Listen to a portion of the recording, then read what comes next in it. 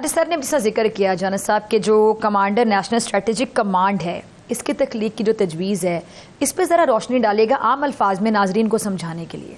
देखिए, हमारे इस वक्त जो आर्मी, नेवी, एयरफोर्स है, इन सब की अपनी स्ट्रेटेजिक कमांड है। Army strategic force command, exactly, naval strategic force command, air strategic force. ठीक है। तो ये अब जो है जैसे चीफ ऑफ डिफेंस फोर्सेज होंगे और वो ओहदा क्रिएट किया गया है। मतलब क्रिएट इन द सेंस के जो पहले ओहदा था जो कोऑर्डिनेट करता था, chairman joint chief of staff committee.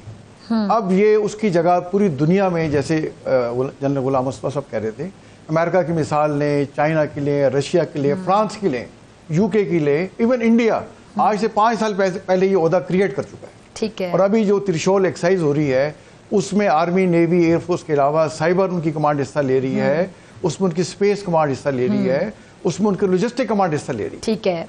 तो ये इदारे हमारे यहाँ भी कुछ तो क्रिएट हो चुके हैं, कुछ हमने करने हैं ये। बिकॉज देखिए, फ्यूचर जो हमने मार्का हक में जब देखा कि हमारी एयरफोर्स और आर्मी तो एम्प्लॉय हुई, नेवी भी तैयार थी, और उसी की तैयारी की वजह से वो जो उनका विक्रम बैरी बेड़ा अपने बेस से बाहर निकला ही नहीं, तो उसके साथ देखिए साइबर कमांड ने हिस्सा लिया, स्पेस उसके अंदर आ गई, उसमें आर्टिफिशियल इंटेलिजेंस आई, उसमें इंफॉर्मेशन डोमिनेंस आया, उसमें डिप्लोमेसी भी आई। तो इन तमाम चीज़ों को पीस टाइम में कोऑर्डिनेट करना, इनमें ज्वाइंटनेस लाना, इनको ट्रेन करना और फ्यूचर किसी भी कॉन्फ्लिक्ट के लिए तैयारी हालत में रहना। सही। तो हमारा देखिए, जो हमारे पाकिस्तान का है 3,500 से ज्यादा किलोमीटर का बॉर्डर है इंडिया के साथ, 2,500 किलोमीटर से ज्यादा अफगानिस्तान के साथ। हमारी जो प्री डोमिनेंट स्ट्रेटेजी सी कहते हैं वो लैंड स्ट्रेटेजी है। ठीक है। बाकी जो सर्विसेज होती हैं एयरफोर्स की और नेवी की, वो लैंड स्ट्रेटेजी को सपोर्ट करती है। अब देखिए, जैसे बात हो रही थी, जैसे हमारा अफगानिस्तान से कॉन्फ्लिक्ट हुआ, तो कई लोग कह रहे थे कि ये वाखान कॉरिडोर पे कब्जा कर लें, कोई कह रहे थे जलालाबाद पे कर लें, कंधार पे कर लें। तो कब्जे कौन करेगा? वो आपकी लैंड फोर्सेस करेंगी। एग्जैक्टली। कल आप बात करें अमृतसर पे कब्जा कर लें, जलंधर पे कर लें, कश्मीर पे कर लें, कौन करेगा? वो लैंड फोर्सेस करेंगे। उनको सपोर्ट करेगी एयरफोर्स और नेवी समुद्रों में करेगी। तो इसलिए कहा गया है कि आर्मी के जो भी होंगे कमांडर, वही इसको चेयरमैन जो है चीफ ऑफ डिफेंस फोर्सेस होंगे। तो एक तो ये इस तरह से क्रिएट किया गया। और फिर जैसे आपने कहा, मैंने आपको बता दिया कि उसमें नेशनल स्ट्रेटेजिक फोर्स उससे हम कह सकते हैं कि ऑपरेशंस मजीद बेहतरी की तरफ जाएंगे। देखिए, यूनिटी ऑफ कमांड है, प्लानिंग कहते हैं, प्रॉपर तरीके, जी, जिसे हम कहते हैं यूनिटी ऑफ कमांड। एग्जैक्टली। ये मेन प्रिंसिपल ऑफ वॉर है, यूनिटी ऑफ कमांड, कि आप तमाम जो है अदारे वो एक यूनिटी ऑफ कमांड के अंदर आते हैं। जहां तक देखिए अपनी अपनी सर्विस, इसकी जो अथॉरिटी है army, air force, navy, specially air force और नेवी की, वो वैसी रहती है। सही। वो डिफेंस कमेटी ऑफ कैबिनेट में भी बैठेंगे, वो नेशनल कमांड अथॉरिटी में भी बैठेंगे, वो अपने अपनी सर्विसेज की एडवाइजरी प्राइम मिनिस्टर, प्रेसिडेंट को देंगे।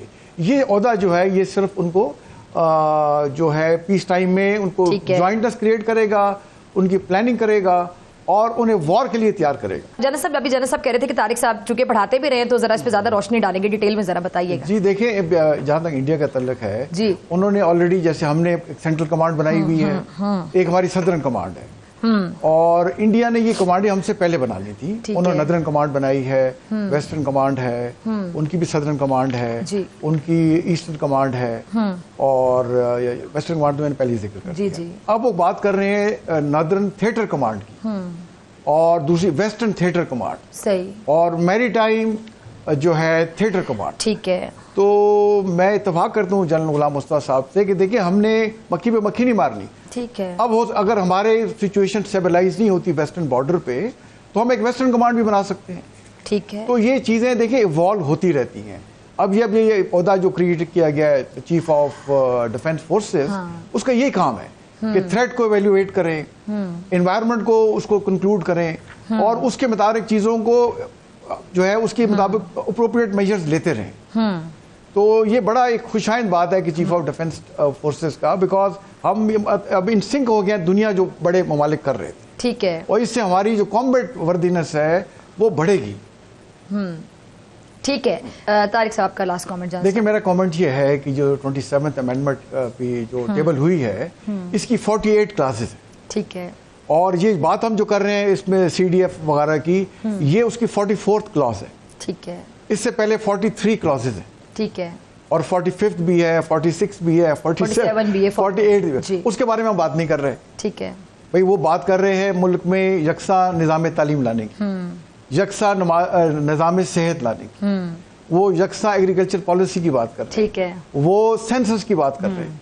लेकिन सबका फोकस एक तो पॉइंट फोकस एक पॉइंट पे आया है, क्या वजह से? जो वक्त की, पर देखिए जो चूरन बिकता है। अब मुझे जरा साहब आपकी तरफ भी आना पड़ेगा, इन्होंने हम टॉपिक छेड़ दिया, उन्होंने कहा फोकस सबका एक ही पॉइंट पर, एक ही क्लॉज। हाँ, तो ये देखें, ये हमें इसका एहसास होना होगा, अपने अवाम को बताना होगा कि जो लोग इस तरह से अंडरमाइन करते हैं सिक्योरिटी के इदारों को, वो उनके बकावे में मत आए। इस वक्त जो पाकिस्तान की मिलिट्री जो और सियासी क़यादत है वो बड़ी क्लियर है कि हमने फैसले करने हैं पाकिस्तान के मफाद के, ठीक है, और उसके अलावा हमारी कोई इंटरेस्ट नहीं है। तो बिल्कुल ये पाकिस्तान के मफाद में फैसला किया गया है, इससे पाकिस्तान इंशाल्लाह मजबूत से मजबूत तर होगा। ठीक है। कोई आपको सुबाइयत का, लसानियत का, किसी भी किस्म का उनसर वहां पे नजर नहीं आएगा?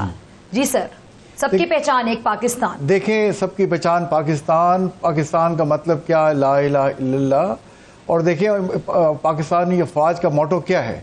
ईमान, तकवा, जहाद फी सबिलिल्लाह। ठीक है, ईमान के वो जज्बे से सरशार हैं, और वो कोई भी काम करते हैं, चाहे अपनी सरहदों की, नजरियाती सरहदों की या जुग्राफी सरहदों की हिफाजत जो करते हैं, वो इस जज्बे से करते हैं कि अगर अल्लाह के रास्ते में जान चली गई तो शहीद, और अल्लाह ने कामयाबी से वापस लौटा दिया तो गाजी। या हम शहीद हो सकते हैं, गाजी हो सकते हैं, दरमियान में कुछ नहीं। देखिए, हमारे 1947 से लेके 2025 तक हमारी अफवाज के बहादुर बच्चे और हमारे भाई जाने कुर्बान कर रहे हैं, बिल्कुल खून के नजराने पेश कर रहे हैं।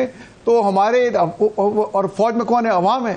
देखिए, अवाम से हम फौज आई है ना, और फौज अवाम से, अवाम फौज से है। तो देखिए, ये हमारा यक जानिब दो कालिब का हिस्सा है, और इंशाल्लाह आप देखेंगे कि अवाम फौज के साथ खड़े हुए, ठीक जी, और इंशाल्लाह पाकिस्तान की अफवाज के होते हुए, पाकिस्तानी अवाम की सपोर्ट से दुश्मन हम पे भी गलत नजरों से देख ही नहीं सकता। हम वो आंखें निकाल देंगे, वो हाथ तोड़ देंगे। बिल्कुल।